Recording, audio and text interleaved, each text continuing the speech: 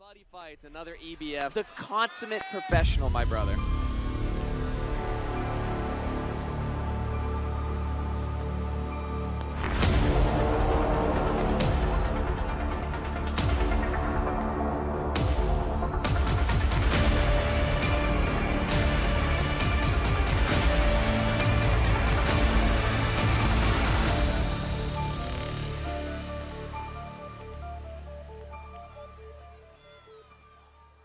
Now entering the ring, fighting out of the red corner, weighing in at 140 pounds, fighting out of Box Smith and trained by Jess Smith.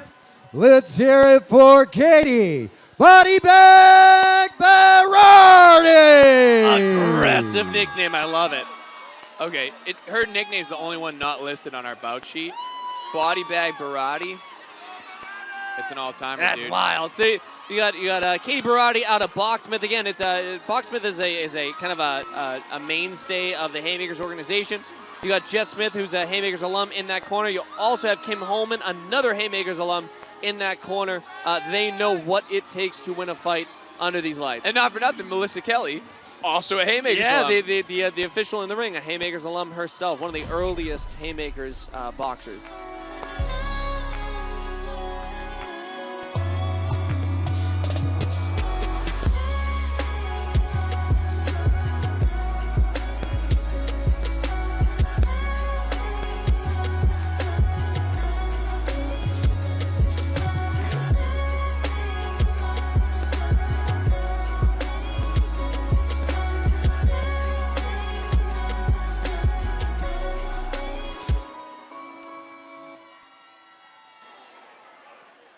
Please welcome, fighting out of the blue corner, weighing in at 145 pounds, fighting out of Everybody Fights and trained by Kevin Cobbs and Dave Bergeron.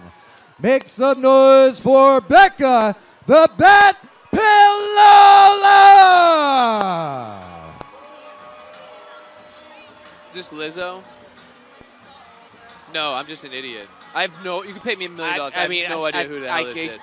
Couldn't even begin. That truck I talked about earlier? Yeah. The radio's been broken for a substantial period of that truck's Matt always life. insists on driving too, so we have to sit in dead silence or have to listen to him like talk. to talk. Which might even be worse. That's the best part of long rides. We have a police officer versus a flight Our attendant. sixth fight of the evening is brought to you by our bronze sponsor.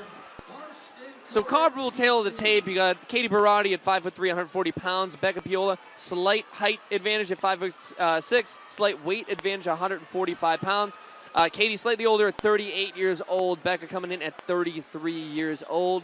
Third person in the ring, again, Melissa Kelly from USA Boxing New England, the New England LBC. Piolla's had a montage where she was walking down the aisles of an airplane and all the Haymakers were in seats, including Julie Kelly, and I'm not to be able to talk. You got our first southpaw in Berardi. Really, really coming forward aggressive. My thing is, if you're a lefty, she's getting caught with some stuff. Piola's landing some clean shots. As a lefty, it's confused. It's hard to box a lefty. Everything you do is wrong. You're parrying with the opposite hand the entire time. You're floating the wrong way the entire time. I'd love to see her box at range and be a lefty. Is the bat in blue, Marco? Yes. Yeah, she's got some stank on those punches. And again, like not for nothing. If you're a police officer, you know how to handle yourself. I wonder if that comes with a little bit of you know confidence. what, Mark? I don't know. I know plenty of cops I could absolutely smoke. Yeah. Becca Piolla is I'm just kidding, landing cops. at will. You're cool. I think Piolla is definitely settling down now. And it's funny. I actually like Berardi at range. Yeah, that's where I think she should be. She's landing cleaner, relaxing a little bit, and countering off of Piola's aggression. Piolla using the ring well. I do like the fact that Berardi appears to be getting under some of that offense. Now, right here, she's got to use it. Mark mentioned earlier choking your offense, right? Sometimes you get in so tight and so close that you actually you smother your punches. You can't open your hips and generate any real power. So while Berardi, again, close to the distance, I'd like to see her stay in that kind of mid-range, if that makes sense. Yeah, no doubt about it. So fighting a lefty 101, you float to your left-hand side, you throw a bunch of straight right hands. Piolla definitely read that book. Lots of right hands that round, just lining it up. It's funny. I thought blue came out real strong. Closer round by the end of it. I think you still got to give it a blue. Yeah, competitive round, especially more so towards the end. I don't think it was extremely competitive, though. I do think Becca did more than enough to take that first round. Yeah, I thought Katie had a better showing to close out the round, but not nearly enough to win the round. I guess I should be clear. We got a little Europe final countdown. We talked about this. Underrated hairband, in my opinion. Here's my thing, and I'll talk about it ad nauseum because it's just a good story. I've heard reports that Europe would play this song To open a show. And close the show. Correct. And you know at the time, you know what, 84, right? Yeah, probably 84. You're in Stockholm. You're Yeah. going bananas. Final countdown comes on. Final countdown. Yes. We are heading to Venus, right? I immediately just went Scorpions on Yeah, that. you did. So did I. I piggybacked. Scorpions. Yes. Following this round, going forward, I would like to see Berardi continue the forward pressure, get under the offense, open her hips, but don't smother those punches. I'd like to see Becca continue to box smart. If they say break, you continue to box immediately. So if Melissa Kelli doesn't say stop, you don't need to stop. If they say break, you take one step back and start throwing immediately. And, you know, newer boxers don't necessarily know that, but that's on your coaches. Mark, can you explain the difference between a punch and a slap? Yeah, so boxing rules. When it comes to USA boxing rules, in order to score a punch, you need to have your knuckles, the weight of your shoulder. It's got to land on their head or their tank top line. If the palm of your hand is making contact, it's going to be considered a slap, even if it's hard, even if it gets their attention. Ooh, I think that was a quick 8 count. Personally. I think it was quick, certainly. I'll say this. Good clean shots by Piolla. I mean, not completely unwarranted. And the reason I asked you about the slaps is that more and more USA boxing officials are really putting weight on the idea of that a slap is not a scoring blow. And I think a lot of Katie's outside punches are good punches, and I think some of her inside punches tend to be more slaps. Piolla's landing real clean shots, so it's funny. I think Piolla was landing more clean now than she was for that previous I think 8 count. this warrants an 8 count far more. I mean, Piolla took a step back thinking that the fight was called off. If Piolla continues to make a little bit of space, she's going to get a stoppage here. She's well on her way to stopping this fight, yeah. I mean, that was a very warranted 8 count. When you posture and you walk away from the official, regardless of how good you are and how well you feel, it's not a good sign. Now, we just got a timeout.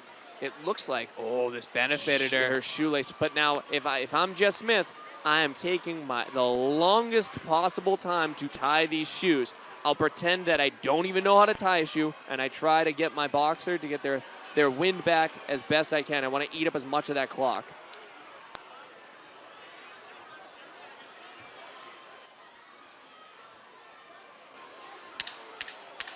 Katie showing she's still game, coming forward the entire time.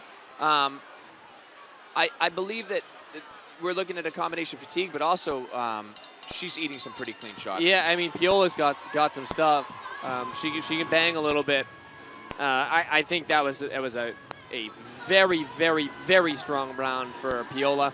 If it's not 2 rounds to none. We mentioned earlier that 10-8 rounds are rare in USA boxing and amateur events. That's a 10-8 That's a 10-8 round. I mean, that we said how the first round was a Piolla round that was competitive. That was a Piolla round that was not competitive. Yeah, correct. Just got a message. People were unaware that you wore glasses. So here's the deal. I'm nearsighted, but I don't want to look like a dork. Yeah. So I don't like wearing glasses for the whole because you look like a dork when you wear glasses. It's stigmatizing. But no, honestly, so it's us stigmatizing. I can't. When it came to COVID, I just walked around blind. I was gonna get contacts when the world collapsed. Keep in mind that Mark, this is the 4th Haymakers fight we called, right? Fourth Haymakers event rather. Mark's just cheering for the blue blur. When I see something moving kind of fast, I mean, it could be anything.